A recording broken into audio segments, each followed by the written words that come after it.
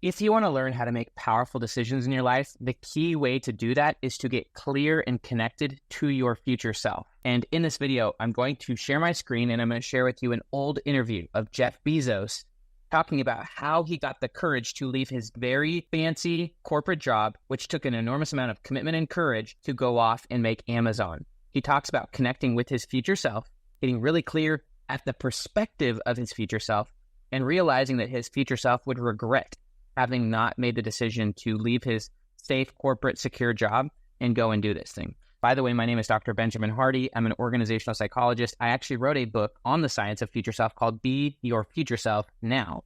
The way to become your future self is actually to be your future self. You want to be who you want to be and do what your future self would do so that you can then have what your future self would have. Anytime you actually achieve a goal, it's actually by operating from the goal, not to the goal. You don't want to take the present and use that to shape the future. You actually want to take the future and use that to direct and ultimately clarify who you are being in the present. Let's go ahead and jump into the Jeff Bezos interview. I went to my boss and said to him, I'm going to go do this crazy thing, and I'm going to start this company selling books online.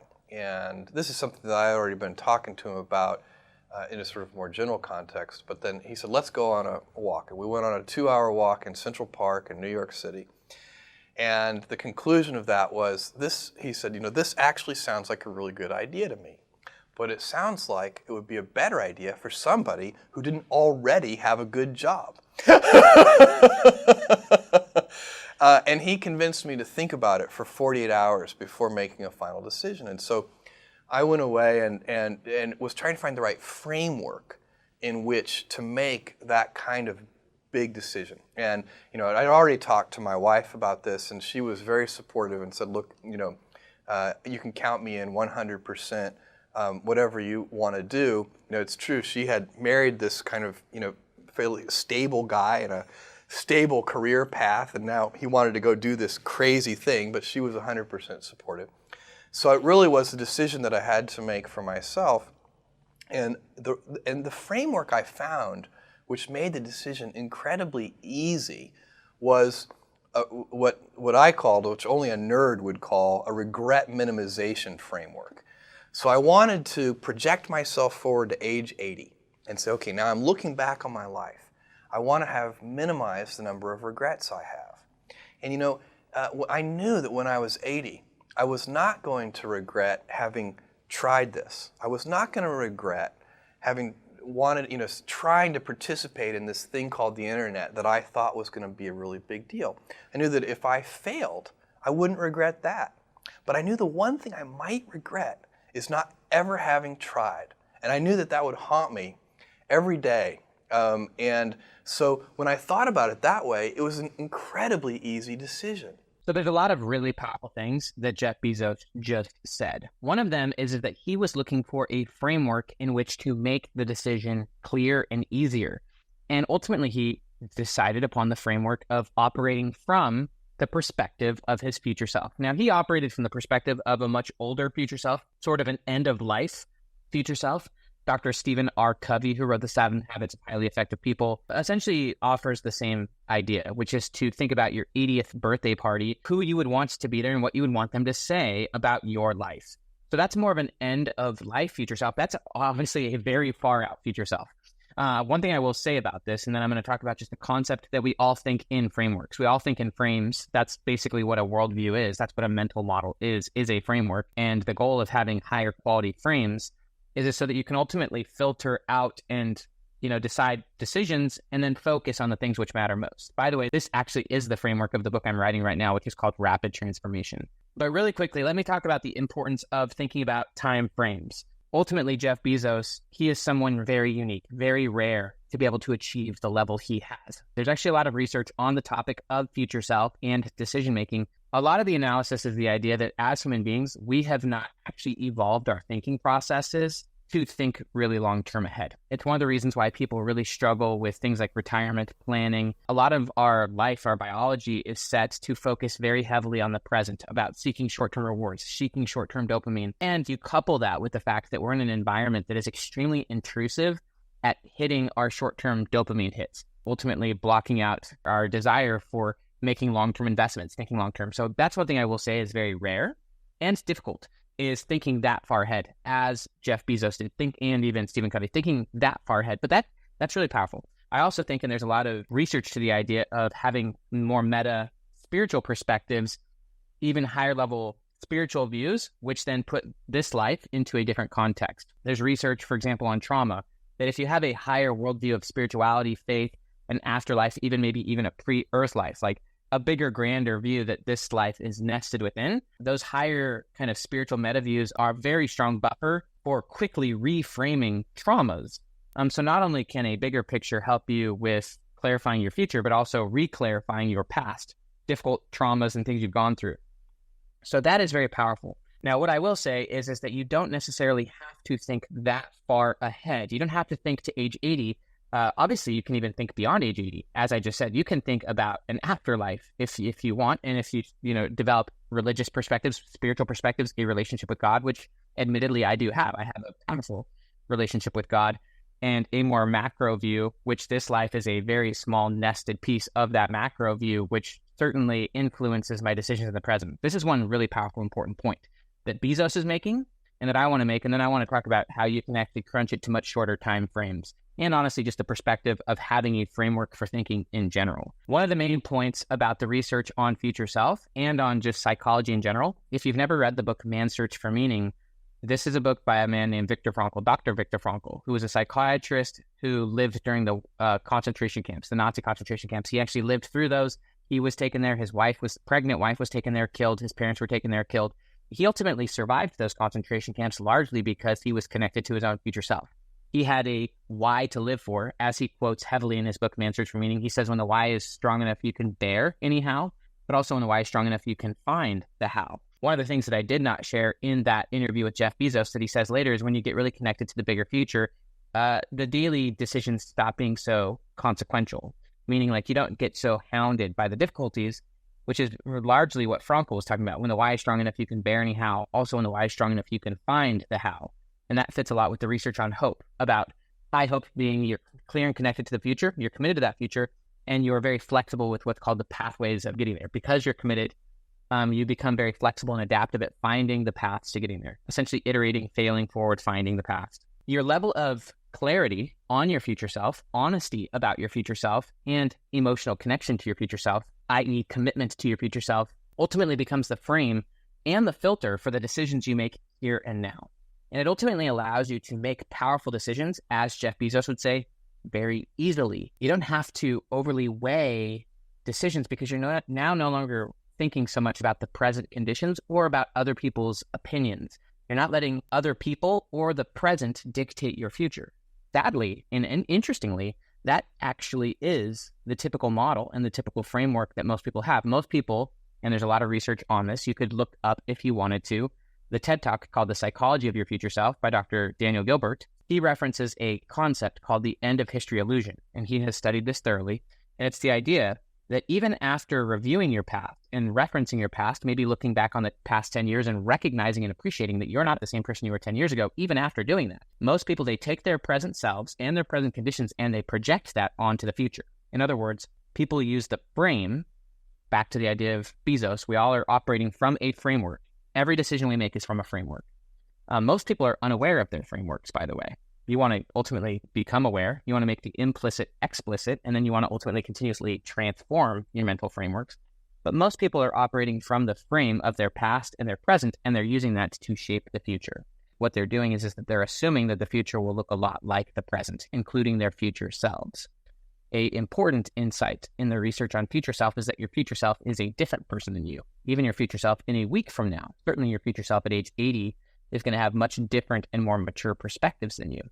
And so the more clear and emotionally connected you get to your future self, the better the decisions you make in the present. This brings up a really important topic with past, present, and future from a psychology standpoint. Most people, even people like Eckhart Tolle, they say, forget the past, forget the future, just live in the present. That is not only bad advice, but psychologically, it's impossible advice. How could you live and operate in the present without reference to the past? How could you know how to drive a car if you've got no past to reference driving skills that you developed in the past? How could you avoid bad relationships if you don't reference your past and recognize the decisions that you made in the past, which now give you more wisdom, right? We're all carrying a past with us. The key point here is which kind of past. The goal is that you're continually reframing your past so that it's an amazing tool for you to better operate in the present. The purpose of the past, at least psychologically, is to better operate in the present. That's also the purpose of the future. That's the purpose of having a future self, and honestly, part of why human beings are so incredibly intelligent. Plants and animals don't have abilities to reference their past and future the same way we do. And so we can use those as tools to better operate in the present. You can learn from your past so that you don't have to repeat it. Lessons are repeated until they're learned. You can also reframe and clarify your future so that you have much better direction and intention in the present. And there are different ways of looking at the future, which give a framework for how to operate better in the present. That's what the future is for. It's a tool, just like the past is a tool. It's not a reality. Your view of the past is simply a tool. It can either be using you or you can be using it. So one final thought here is the idea of time frames. My view is that it can be useful to think all the way up to your 80th birthday, and that actually can help you clarify the few things in life that truly matter. And to be honest with you, most things don't. When you really boil it down from that perspective, it's basically your family, your values, your experiences, your contributions. Like when it really comes down to it, it's not the fancy things that we spend most of our lives, 80%, 90% of our lives pursuing. We end up pursuing the thick of thin things, as would be said. And so that is a beautiful perspective. I actually think that it's even more beautiful to expand beyond this life, to actually develop spiritual perspectives. But one of the things is I think crucial if you want to start making exponential leaps, like truly if you want to make quantum leaps in your life, or just truly make leaps in your life such that you're experiencing decades worth of growth every few years, maybe even lifetime, like the typical lifetime worth of growth and change every 3 to 5 years. You really want to get really connected to a seemingly impossible future self. I'm a big believer in having an impossible future self every 3 years, 3 to 5 max. And that represents a stage of growth, which typically would be decades, multiple decades for the average person. The reason for this is that most people, if you look at their life and if you look at their behavior, and there's actually interesting research on this as well, if you look at their life and their behavior, most people are going in circles. And they've actually done a lot of research on this. Basically what they've done, there's lots of researchers, they've taken blind people or blindfolded people or taken just people in different settings. One major study where they took people and they took them either to a absolutely barren desert or to a very thick forest. And they just basically took the people and told them to walk in a straight line. And what happened is they strapped a GPS to those people and they just told them to walk for a given amount of time. And as the people were walking forward, there were no external reference points to govern their behavior. In the desert, it was just seriously empty space. In the forest, it was so thick that everything looks the same. So they're walking forward. And then when they get back, when it's time to end the study and the researchers go get the people, essentially, they review the GPS data, and the people who believed they were walking in a straight line were actually walking in circles. And what's really interesting about those circles is that those circles were typically very small. They were as tight of a loop as 20 meters, which is basically the size of a basketball hoop. And what's even just as interesting is that even though these people had the potential space of many miles to walk, they typically only stayed within about 100 meters of their starting point, which is a little bigger than a football field. So even though they thought they were walking a vast distance, they were actually just walking in circles. There's 2 reasons for this. One is that they did not have an external reference point to govern their direction. For example, if you're walking towards a building, that building can allow you to know if you're actually walking straight towards the building. Straight is a relative term, by the way. It's straight relative to something. So if you don't have that external reference point to kind of continually gauge your direction on, kind of like an airplane, if an airplane doesn't have a destination, it's actually always going to be kicked into a direction from turbulence, right? It's always course correcting, called the inertial guidance system. Planes are off course, let's say 90% of the time, because they're always kicked off course, but they're always course correcting because they have a destination. So planes can go straight because they have an external reference point, i.e. a destination they're heading towards. The second reason that people wandered in circles is because without a external reference point, which operates as the compass for direction, they then relied on their own internal compass, which is their own internal senses. And what happens is that our senses quickly become skewed. They become distorted by what's called sensory noise. Sensory noise is just any way in which we misinterpret an experience. We may be looking straight ahead and looking at that tree and then kind of step over a branch and then think that we're looking at that tree, and we just make errors. So errors is another term for sensory noise. There's a whole idea of noise versus signal, right? And that the more errors that we make with our own senses, i.e. the more noise we accumulate, the quicker we start going in circles, and then the tighter those circles become. And so the only reason I bring all this up is that most people's lives are going in circles. They're not clear on their future self, which would be their reference point. If you don't have a goal, then how can you know where to go, right? Often their future self is not very different than their current self, and so they're not making big leaps. They're not going for an impossible future, which then becomes a powerful frame for weeding out, call it the 80% of their life, 80-20. Me and Dan Sullivan, by the way, wrote a lot about this in the recent book, 10X is Easier Than 2X, that a 10X frame is a lot better than a 2X frame, because 2X doesn't require you to change much. You can keep 80% of your life using the 80-20 principle. You can keep 80% of what you're doing if you want to go for 2X, because 2X is a present-based life that you're using to create the future, whereas 10X is a future-based life you're using to shape the present. And for 10X, almost nothing you're doing will work. You've got to strip out 80% of what you're now doing, which I've done many times, by the way. It's very powerful. So my invitation for you is to go for an impossible goal every 3 to 5 years, literally a goal that you don't know how to do, and you use that as the frame for then beginning to analyze your current life. And when your goal is that big, you start to be a lot more honest with yourself that most of what you're right now doing isn't worth it. Most of what you're doing right now won't get you there. So impossible goals end up becoming really valuable. Also, just deep emotional honesty about your future self. This often takes a lot of journaling. It takes a lot of peeling away the layers. Just like Michelangelo, you have to strip away everything that's not the David. And that takes a lot of honesty. It takes a lot of time to get honest with yourself. And ultimately, the means and the end, you want both of those to be intrinsic, the goal and the path. But every time you're making massive progress towards your future self, you are going to change, and then your views of the future will change as well. I hope this is helpful. We are all operating from a framework, and it's super important to get clear and connected to your future self. By the way, you can get additional resources about future self at futureself.com.